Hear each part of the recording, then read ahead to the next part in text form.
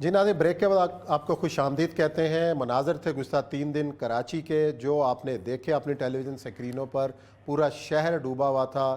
آج وزیر اعلیٰ سندھ مراد علی شاہ نے پریس کانفرنس کی، اس کے جواب میں ایم کیو ایم کے اہم رہنما خواجہ اظہار الحسن نے بھی پریس کانفرنس کی، اور وہ مطمئن نظر نہیں آئے جو وزیر اعلیٰ صاحب نے پریس کانفرنس کی اس کے جواب میں۔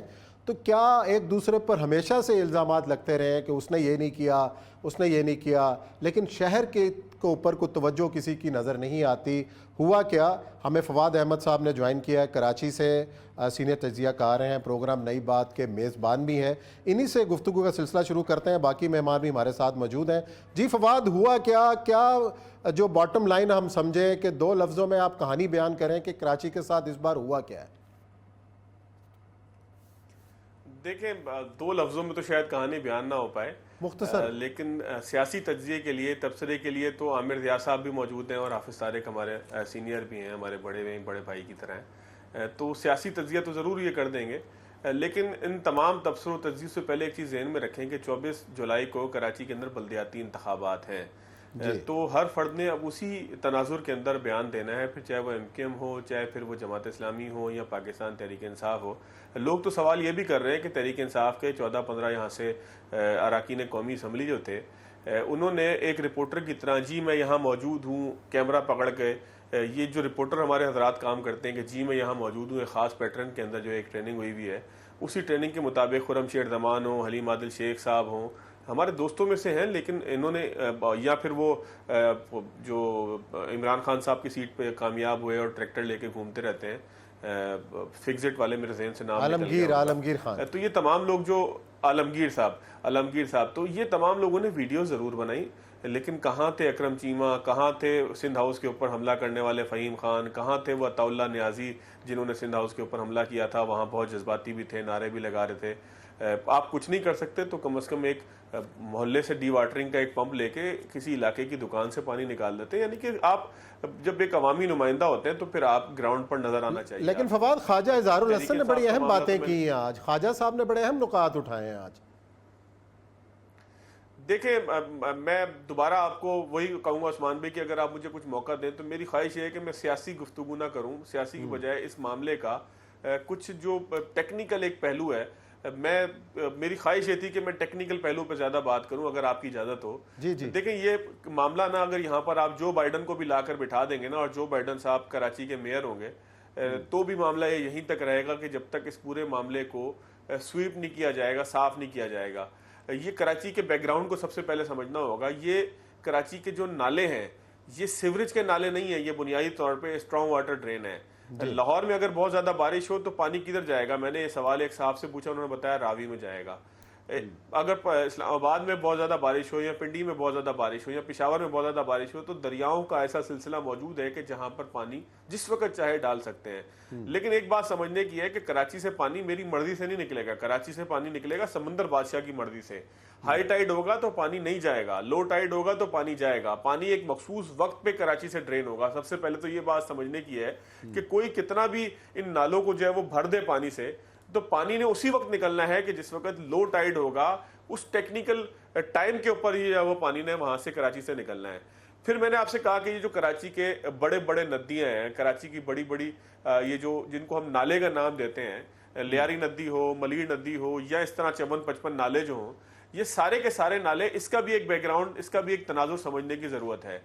یہ جو نالے ہیں بنیادی طور پر کوہ سلیمان کا جو پہاڑی سلسلہ جس کے اندر کیرتھر رینج بھی آ جاتا ہے، اور باقی پھر جنوب سے شروع ہو کے پاکستان کے افغانستان سے ہوتا ہوا جنوب سے شروع ہو کے یہ پاکستان کے وہ شمالی علاقہ تک جاتا ہے، یہ کوہ سلیمان کا جو سلسلہ ہے، اس پورے سلسلے کے اندر، اس پورے سلسلے کا ایک بڑا حصہ کراچی کے گرد بھی ہے، جس کو کیرتھر رینج بھی کہہ سکتے ہیں، بلوچستان سے آنے والا پانی بھی ہے۔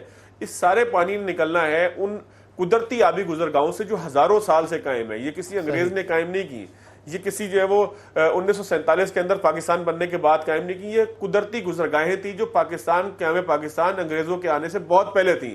انگریز تو یہاں پر آئے 1838 میں، جب انہوں نے کراچی شہر کو بسایا تو اس وقت کراچی شہر کی آبادی جب اس مائی کولاچی کی اس بستی کو بسایا تو 25,000 کے قریب تھی۔ جب یہ 1947 میں ہم پہنچے تو 4-5 لاکھ کے قریب تھی کراچی کی آبادی۔ لیکن 1947 سے لے کے آج تک جو 72-75 سال ہیں، ان 75 سالوں میں کراچی کی آبادی 2-2.5 کروڑ سے تجاوز کر گئی ہے. لیکن ہم نے انہی نالوں پر تعمیرات کر دی نا، تجاوزات کھڑی کر دی گئیں، کالونیاں بن گئیں. میں آپ کو اس کی وجہ بتاتا ہوں. یہ سارا معاملہ ٹھیک تھا کہ پھر جنرل ضیاء الحق صاحب کا دور آیا اور جنرل ضیاء الحق صاحب نے کراچی کے اندر کچی آبادیوں کو مالکانہ حقوق دے دیے، لیز کر دیے. جو جہاں تھا اس نے وہاں پر اس کا قبضہ جو ہے وہ سرکاری لیز کے مطابق درست قرار پایا. اس میں بہت سے لوگ نالوں کے اوپر بھی بستے تھے، انہوں نے بھی جو ہے وہ نالوں کے گرد جو ہے وہ اپنی جھگیوں کو ریگولائز کرایا اور وہ جھگیاں جو ہیں وہ آج آپ کے ماسٹر پلان کا حصہ ہیں.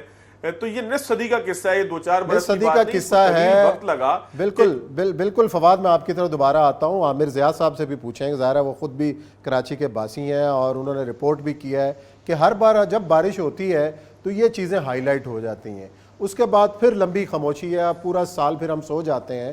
تو عامر بھائی کیا مستقل حل کیا ہے ان چیزوں کا؟ فواد نے تو ایک ٹیکنیکل بات کی کہ وجوہات کیا ہیں، کیوں نہیں پانی نکلتا، لیکن مسئلہ یہ ہے کہ جب بھی ہم کو کالونی بساتے ہیں، اب آپ نے دیکھا کہ جی کراچی کے قریب بیریا ٹاؤن بنا ہے، بارش کے بعد وہاں کی صورتحال بالکل نارمل ہے، لیکن جب پورے شہر کو جب پلان کیا جاتا ہے تو اس کے اندر ہم کیوں لکونے چھوڑ دیتے ہیں، کیوں ہم انتظامی غفلت کا شکار ہو جاتے ہیں؟ عثمان صاحب تاریخی پس منظر اپنی جگہ ہو، بالکل درست فرما رہے تھے ہمارے دوست، مگر ایک سمجھنا یہ چاہیے کہ 14 برس سے ماشاءاللہ پاکستان پیپلز پارٹی کی حکومت ہے اور 15واں برس اب ان کا شروع ہو گیا ہے، ہونے والا ہے. تو اس میں آپ صرف کراچی کی نہیں پورے سندھ کی تقدیر بدل سکتے تھے کہ بشرطے آپ کا کوئی ویژن ہوتا، آپ کی ترجیح ہوتی، آپ کے پاس کوئی پروگرام ہوتا.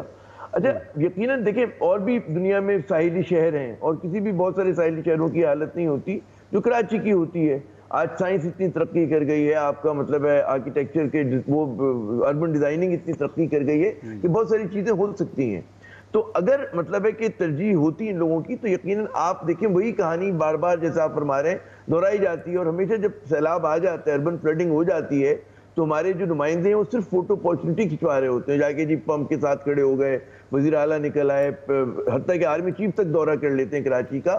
لیکن اس کے بعد ہم بھول جاتے ہیں 2020 کے بعد بڑے بڑے وعدے ہوئے تھے، اگست 2020 کے بعد کی چیزیں کو ٹھیک کیا جائے گا، لیکن کراچی پیکیج کا بھی اعلان کیا تھا سابق وزیر اعظم نے. جی بالکل، تو کوئی اسٹرکچرل چیز نہیں ہوئی.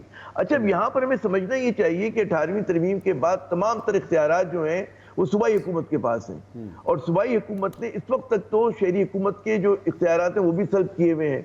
تو اس کی کلیتاً ذمہ داری جو ہے جس کے پاس فائنینشیل، ایڈمنسٹریٹو اور پولیٹیکل اتھارٹی ہے، دیٹ از پاکستان پیپلز پارٹی، ان کی بنتی ہے. اچھا اس کے بعد بنتی ہے کہ ایم کیو ایم جو کہ ہر حکومت کے ساتھ ساتھ رہی ہے، چاہے وہ نون لیگ ہو، چاہے پاکستان پیپلز پارٹی ہو، آج بھی ماشاءاللہ اتحادی ہیں، اور چاہے پی ٹی آئی ہو. اچھا اب یہاں پہ اگر ایم این اے جیت بھی جائے اس کے پاس اختیار نہیں ہوتا، اختیار تو سندھ گورنمنٹ کے پاس ہوتا ہے جس کو یہ کرنے کا کام ہے. سمبولک جا کے میں ایک دکان سے پانی نکال دوں کوئی فرق نہیں پڑتا. اصل بات یہ ہوتی ہے کہ آپ اسٹرکچرل چینجز کیا لا رہے ہیں، اس پر ہمارے یہاں بالکل جی بنیادی تبدیلیاں اور اصلاحات کرنی پڑیں گی. حافظ صاحب آپ کیا سجیسٹ کرتے ہیں؟ ہم ہر بار یہی رونا روتے ہیں کہ جناب کراچی ڈوب گیا، اس کے بعد جب بارش ہوتی ہے تو سارے ایکٹیو ہو جاتے ہیں، بعد میں سب سو جاتے ہیں.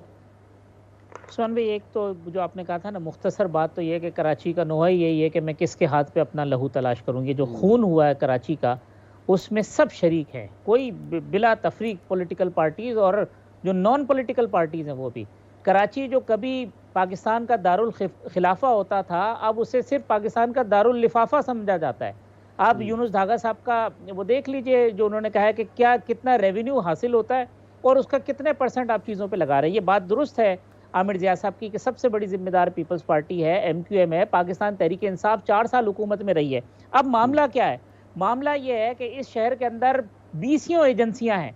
ڈی ایچ اے کے اندر اگر کوئی معاملہ ہوا، کیا وہاں کی سڑکوں کے اوپر پانی نہیں کھڑا ہوا تھا؟ لوگوں کے گھروں کے اندر ان کے واٹر ٹینک تباہ ہو گئے، نہ بجلی ہے نہ پانی ہے. اس کا ذمہ دار کون؟ کراچی کا میئر ہے. کنٹونمنٹ ایریا کا جو ذمہ دار ہے وہ کراچی کا میئر ہے؟ نہیں، ایسا نہیں ہے. ان کی اپنی ایڈمنسٹریشن ہے، یہ پر نہیں مار سکتے.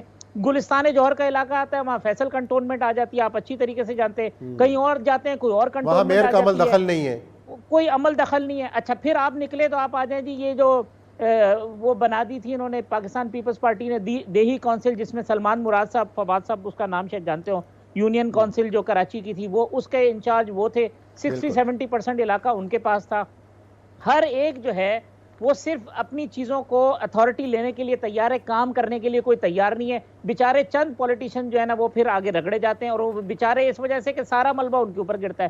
لیکن عثمان صاحب سب ذمہ دار ہیں، چاہے ایم کیو ایم ہو، چاہے پیپلز پارٹی ہو، اور سب سے مظلوم جو ہے وہ اس شہر کراچی کا ہے. بڑی تعداد میں یہاں نقل مکانی ہو رہی ہے، خیبر پختونخوا سے لوگ آ رہے ہیں، اندرون سندھ سے لوگ آ رہے ہیں، جہاں جس کا دل چاہتا ہے بس جاتے ہیں، جہاں جس کا قبضہ ہوتا ہے وہ وہاں پہ ناجائز تجاوزات کر دیتا ہے. جب ایم کیو ایم کے پاس اختیار تھا اس نے شہر کے اندر چائنا کٹنگ کی، شہر کے جو سببز تھے وہاں پاکستان پیپلز پارٹی کی پیٹرنائزیشن کے اندر جو ہے وہ لوگوں کی زمینوں کے اوپر قبضے ہوئے. اس شہر کے اندر سینکڑوں گوٹھ بسا دیے گئے، اس شہر کے اندر سینکڑوں کچی آبادیاں بنا دی گئی، اس شہر کے نہ کسی نے نالے چھوڑے، نہ کسی نے بریجز کے نیچے جو ہے دکانیں بنا دی. کون سی چیز ہے جو اس کے اندر چیزیں ٹھیک ہیں؟ یہ شہر جو 2.5 کروڑ جس کی آبادی ابھی تک آپ تعین نہ کر سکے ہو، جس کا ماسٹر پلان نہیں ہے عثمان بھائی، اتنا بڑا شہر ہے. آپ پوچھیں کسی سے کراچی کا کوئی ماسٹر پلان ہے؟ اچانک سے اٹھتے ہیں. اور جو فوٹو سیشن کی بات کی عامر ضیاء صاحب نے، میں بتاؤں کون ہے جو فوٹو سیشن میں پیچھے ہے؟ رینجرز والے جہاں کھڑے ہوتے ہیں وہ فوٹو سیشن کراتے ہیں، جہاں فوجی کھڑے ہوتے ہیں وہ فوٹو سیشن کراتے ہیں، ٹریفک پولیس والے بھی اب کسی سے پیچھے نہیں ہیں، وہ فوٹو سیشن کراتے ہیں.